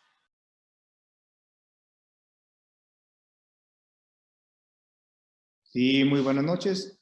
Primero que nada, quisiera agradecer al Colegio de Ortopedia por su invitación a esta plática, en especial al doctor Miguel Ángel Clara. Como viene en el título de esta presentación, vamos a revisar los conceptos actuales con el uso de aloinjertos en el área de la ortopedia oncológica. Como todos sabemos, a partir de la década de los 70 se inició una revolución en la ortopedia oncológica, gracias a los avances en el área de diagnóstico por imagen, como resonancia, TAC, etcétera, y descubrimientos de medicamentos que hicieron más efectiva la quimioterapia contra los sarcomas. También durante esta década inician los primeros grandes reportes de pacientes tratados con aloinjertos en diferentes partes del mundo, en Estados Unidos, en Argentina, en Italia. Y gracias a esta serie de acontecimientos fue que en la actualidad ha sido posible la cuestión de salvamento de extremidades en el área de ortopedia oncológica. Obviamente Ha habido un cambio importante desde el uso de los aloinjertos en los 70s, como viene ahí en la diapositiva, que se almacenaban en sustancias yodadas, a como se hace ahorita con obtención en áreas estériles y guardarlas congeladas al vacío, pero pues eso es lo que ha hecho que en la actualidad se pueda utilizar de mejor manera los aloinjertos. Como les dije, gracias a todo esto es posible en la actualidad hasta que un 85% de los pacientes con un sarcoma puedan ser tratados con un salvamento de la extremidad, aunque bueno, pues se nos queda por ahí un porcentaje que desgraciadamente todavía es necesario realizar algún tipo de cirugía más drástica o una amputación para poder retirarle su problema tumoral. Pero ¿en dónde estamos en este momento en la cuestión de las reconstrucciones usadas después del tratamiento de un tumor óseo? Pues básicamente tenemos dos grupos de maneras de reconstrucción después de que retiramos un tumor en hueso. La reconstrucción biológica, que básicamente pues estamos hablando de diferentes tipos de hueso que los vamos a analizar un poquito más adelante. La reconstrucción no biológica, en la cual estamos hablando básicamente de prótesis y la combinación de algunos de estos métodos, generalmente prótesis con injertos, ¿ya? Pero en este momento lo que nos compete es vamos a revisar, la utilización del método biológico para la reconstrucción. Aquí tenemos varios tipos. El primero que todos conocemos es el uso de autoinjerto no vascularizado, el cual tiene ventajas importantes como tener la particularidad de producir osteogénesis para mejorar la consolidación, pero también tiene unas desventajas importantes como la morbilidad del sitio donador y la falta de formas y de cantidad necesaria en ocasiones. También tenemos el autoinjerto vascularizado, el cual en la actualidad ya se sabe que no aumenta el porcentaje de unión y que realmente no produce una ventaja sobre el no vascularizado, a excepción de ciertas regiones o en ciertos pacientes pediátricos en los cuales el aloinjerto se puede hipertrofiar. El otro método que en la actualidad está un poquito más en auge es el uso de autoinjerto tratado, especialmente con nitrógeno líquido, en donde tenemos la gran ventaja de que estamos utilizando el propio hueso, que permite tener una perfecta unión entre el sitio tratado y que conserva la osteoinducción. Pero tiene la desventaja de que si la cortical está afectada en buena parte, pues no es posible utilizarlo. Y finalmente tenemos el aloinjerto. Esos son los tipos de reconstrucciones biológicas que conocemos. Nos vamos a enfocar en la cuestión del uso de aloinjertos. Nosotros tenemos en nuestros hospitales utilizando aloinjerto desde hace muy buen tiempo. Estamos hablando desde el 99, de 1999 que iniciamos con el uso de aloinjertos. Y en un inicio, cuando presentábamos casos en los primeros congresos nacionales, muchos médicos estaban muy renuentes, decían que el aloinjerto no funcionaba, que había muchas complicaciones, etc. Lo primero que me gustaría dejar en claro para hablar del aloinjerto es que cuando vamos a utilizar un aloinjerto, hay que tener en cuenta qué tipo de aloinjerto vamos a utilizar. Y me refiero no a si es un injerto de fémur, de tibia, es el tipo de proceso que se utilizó antes de que nos llegue al quirófano. Y básicamente aquí tenemos dos tipos. Tenemos el aloinjerto liofilizado, que es como el que se ve en la parte superior, que se nos entrega en el quirófano en un empaque estéril, que generalmente es esterilizado con radiación. Y el aspecto del hueso es como esos fragmentos que se ven ahí, o como el fragmento grande de la parte de abajo, es un hueso que se ve muy limpio, seco, de muy buen aspecto, pero que fue tratado, como dice su nombre, por medio de un proceso de liofilización y después se esteriliza por radiación.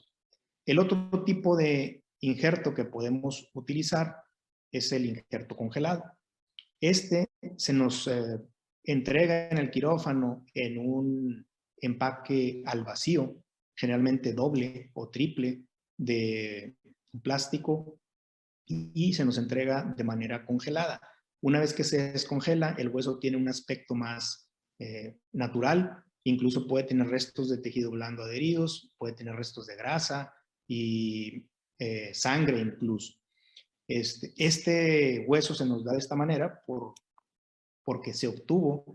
Al momento que se obtiene, no se le hace ningún proceso, se obtiene de manera estéril, se procesa de manera estéril y después se guarda en congelación hasta que no se utiliza.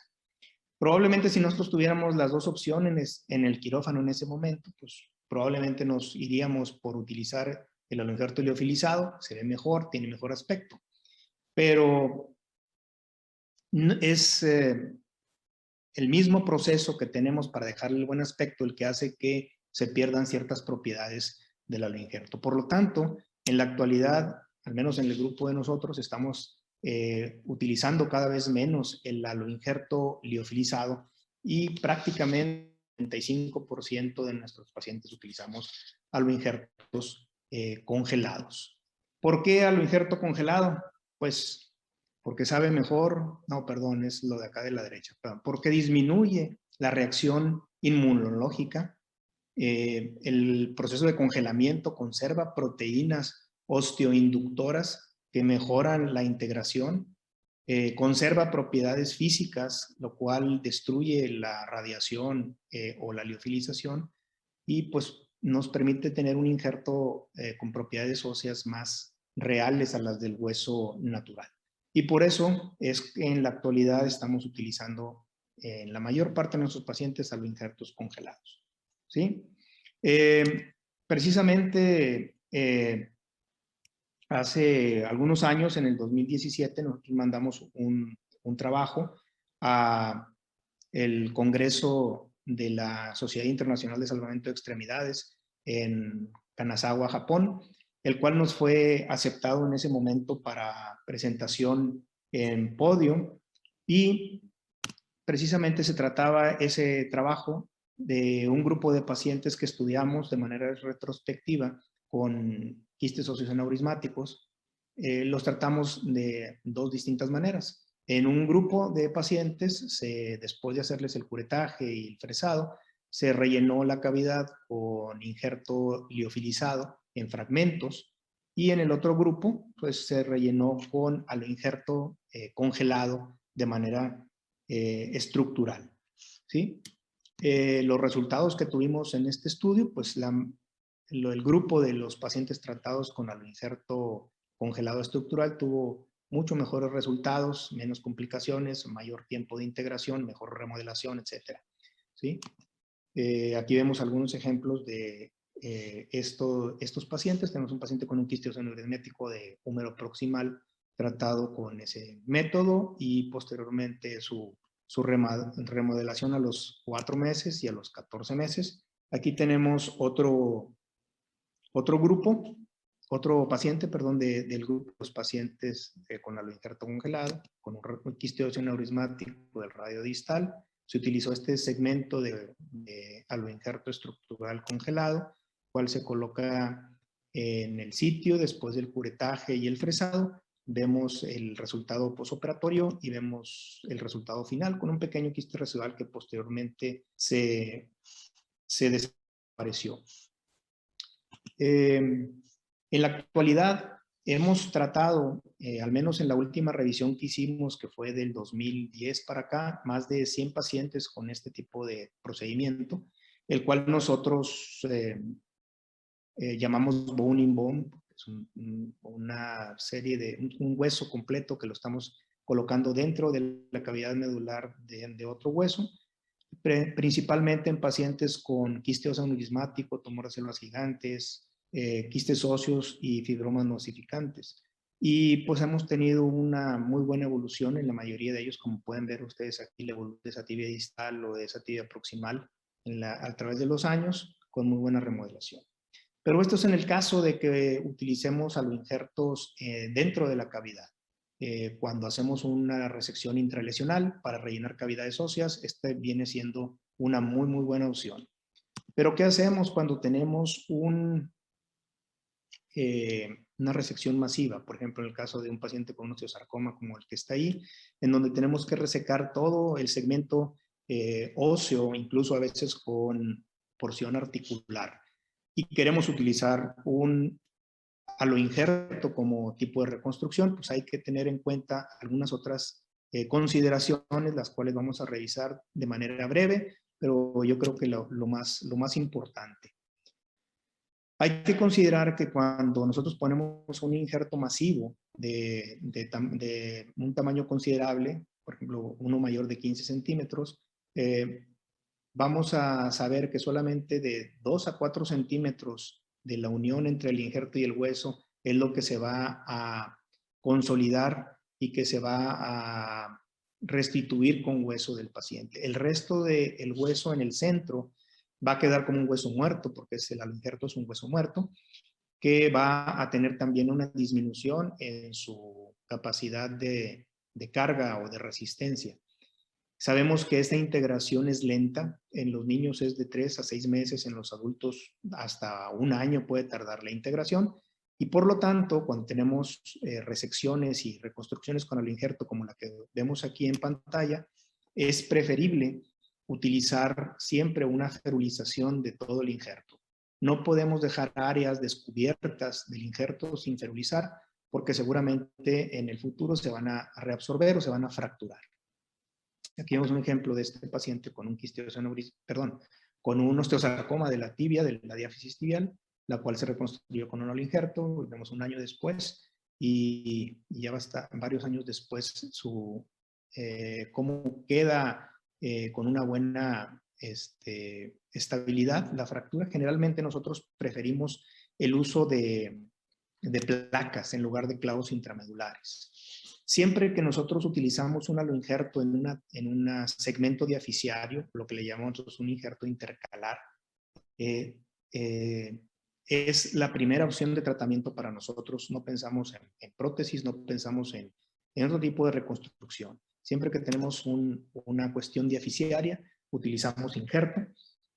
Y como les comenté, tratamos siempre de utilizar placas para dejar una fijación lo más rígido posible para pasar ese tiempo de integración sin que se nos fracture. Aquí tenemos un ejemplo de hace muchos años con unas placas DCP comunes de las de antes. En la actualidad preferimos placas LCP bloqueadas y de las de mayor resistencia y generalmente que abarquen una buena cantidad del hueso del huésped para que esté la fijación lo más rígida posible. También tenemos en el caso de utilizar injertos osteoarticulares, como en el caso de este paciente con un osteosarcoma y una fractura patológica de la diáfisis humeral, que hubo necesidad de resecarle también la articulación del húmero distal, pues también podemos utilizar injertos osteoarticulares. ¿Cuál es la ventaja en estos casos? Pues que vamos a sustituir la superficie articular de manera biológica, de manera natural. Podemos reinsertar la cápsula articular alrededor del injerto, lo cual nos va a dar una estabilidad suficiente para que el paciente pueda tener una apropiada movilidad. Aquí tenemos un paciente muy poco tiempo después de su reconstrucción. Vemos cómo tiene una estabilidad muy buena en el codo, lo cual le permite iniciar su movilidad de manera rápida. Aquí vemos también otra vez cómo lo hacemos con una placa larga, la cual no tiene que estar, no tenemos que utilizar todos los orificios de los tornillos que pasan a través del injerto, simplemente se utiliza como una ferulización para que el injerto no se fracture. Otro dato importante que tenemos que considerar cuando utilizamos el aloinjerto es que lo podemos utilizar en conjunto con una prótesis. Nosotros lo hacemos frecuentemente en el húmero proximal o en el fémur proximal para la reinserción muscular. El injerto es un muy buen tejido en el cual los músculos, los tendones que queden alrededor del mismo se van a adherir de muy buena manera. Por lo tanto, por ejemplo, en este paciente que tiene un condrosarcoma del húmero proximal, decidimos utilizar un aloinjerto congelado ponerle suturas no absorbibles en la porción proximal y posteriormente colocarlo sobre una prótesis reversa para hacer la resección de ese húmero proximal. Y aquí vemos, después de un año, la funcionalidad del hombro que se puede lograr, obviamente, gracias a la prótesis, que es una prótesis especial, prótesis reversa, pero también a la muy buena inserción de los músculos restantes que quedaron después de la resección en el injerto, cosa que a veces es difícil de lograr con una prótesis tumoral de manera única.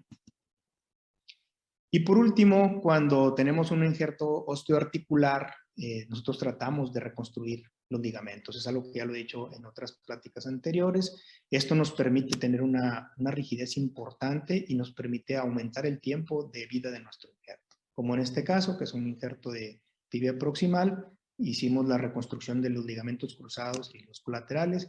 Este paciente lo tratamos en el 2009 y todavía aquí vemos la última radiografía que tenemos en el 2021, en donde todavía se conserva de buena manera la superficie articular de la rodilla. Donde no utilizamos aloinjerto, ya también lo he dicho en otras ocasiones, no utilizamos para reconstruir porciones grandes de la pelvis por la gran cantidad de complicaciones que se presentan de infecciones, reabsorciones y más de un 60% de los injertos en este sitio fallan y se complican de manera muy importante, por lo tanto ya no los utilizamos.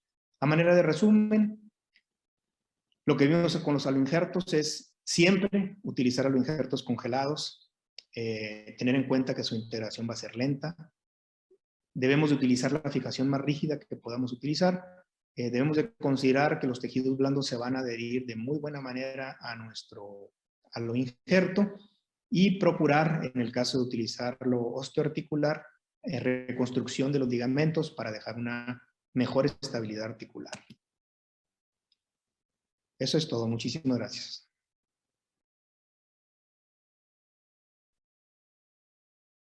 Hola a todos, buenas noches. Muchas gracias por acompañarnos en esta primera sesión reglamentaria del Colegio Mexicano de Ortopedia y Traumatología.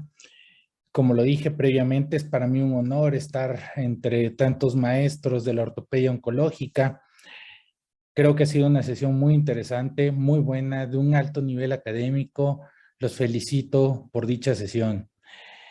Agradezco la presencia del doctor Luis Miguel Linares González como presidente de la Sociedad Mexicana de Ortopedia Oncológica y Salvamento de Extremidad. Agradezco también al doctor Gabriel García Huidrobo, vicepresidente de la Sociedad Latinoamericana de Tumores Musculoesqueléticos, al doctor Delgado, maestro y amigo mío, médico adscrito del INR, al doctor Cuervo, Carlos Cuervo, muchísimas gracias, doctor, del Hospital Universitario de Nuevo León, y al doctor Deepak Ramkumar, muchas gracias. Thank you very much, Deepak. El doctor Deepak nos entiende perfectamente en español, de todas formas está siendo asistido por el equipo de traducción, así que el resto del conversatorio voy a hablar en español. Hay una serie de preguntas sumamente interesantes. Lamento que tengamos solamente 9 minutos para desarrollarlas. Sin embargo, creo que pues vamos a empezar. Hay una pregunta que tiene que ver con los quistes óseos y pregunta el doctor Isaías Muñoz: ¿cuál sería el proceder si el quiste óseo afecta la totalidad de la diáfisis del húmero? Doctor Linares.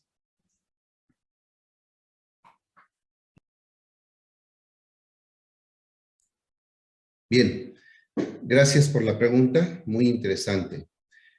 Considero que en este caso se puede asistir de los clavos flexibles endomedulares o de algún otro tipo de osteosíntesis intramedular. Creo que es muy buena la pregunta. Y aplicar médula ósea considero que también es un muy buen método precisamente para darle un tratamiento y seguimiento ideal. Sin embargo, si las paredes no están muy adelgazadas, y considera que su paciente posiblemente siga todas las instrucciones, pues muchas veces no es tan indispensable aplicar un método de protección. Muchas gracias, doctor Linares. ¿Alguien más que quisiera opinar al respecto de esa pregunta sobre el tratamiento de los quistes óseos? Muy bien. Bueno,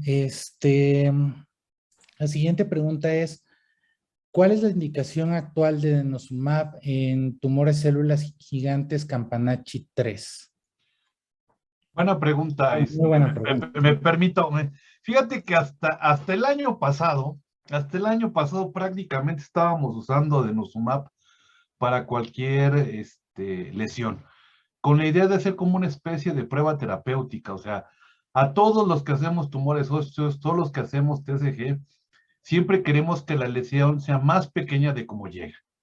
O sea, y si descubrimos que existe una posibilidad de un medicamento, una adyuvancia medicamentosa, lo aplicábamos, o sea, aunque fuera un Campanachi 1, dirías, oye, pues si denosumab actúa, que actúe en 1, 2 y 3.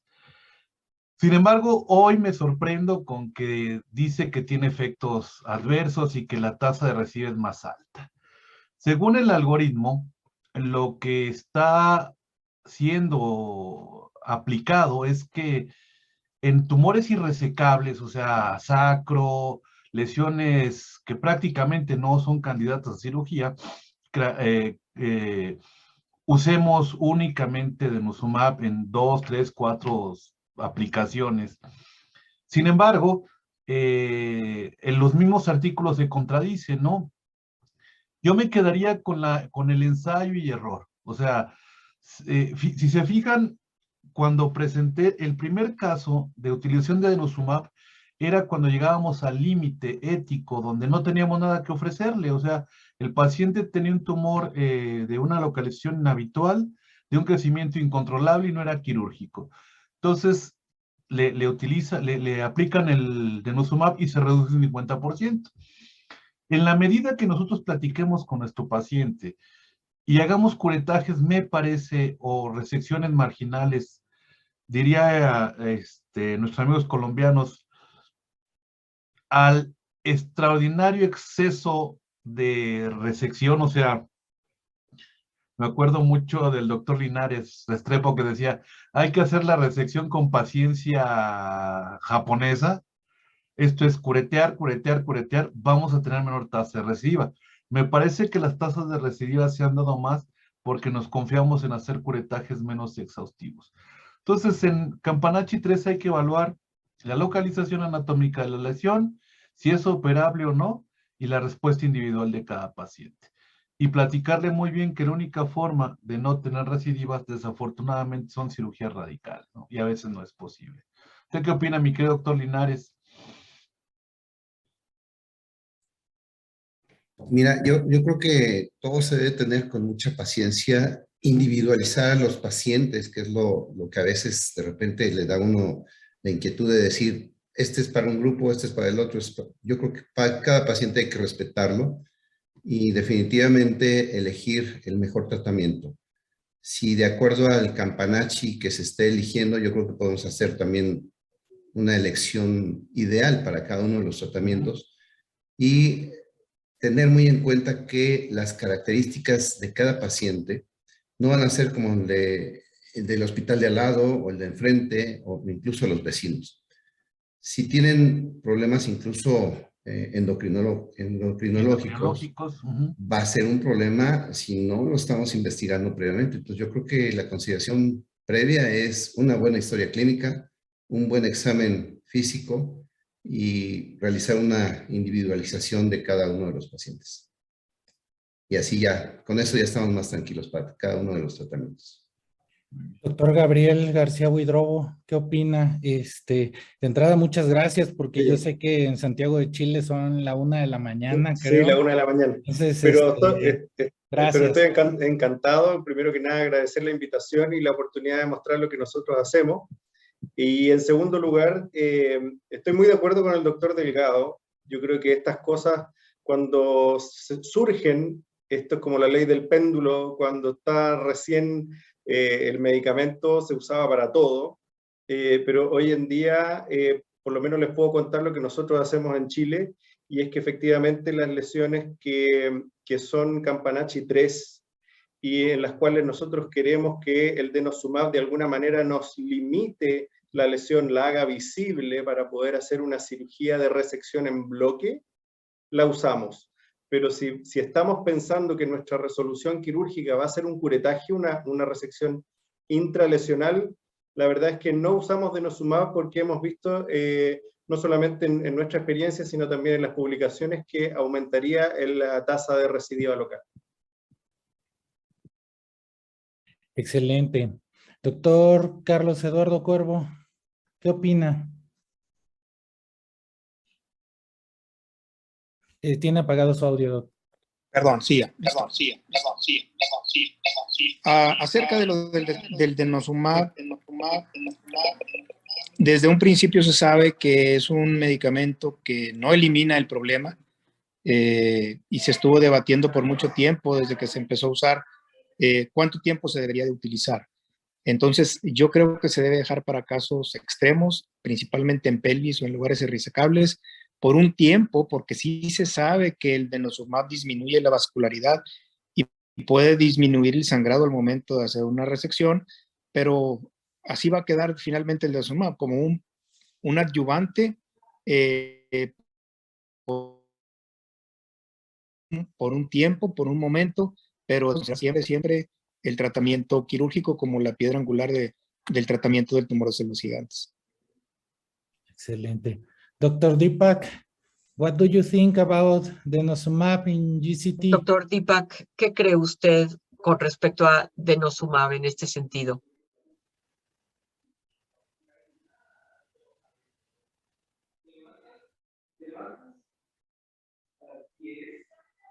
Yes, I'm here. Sorry, I didn't hear the question.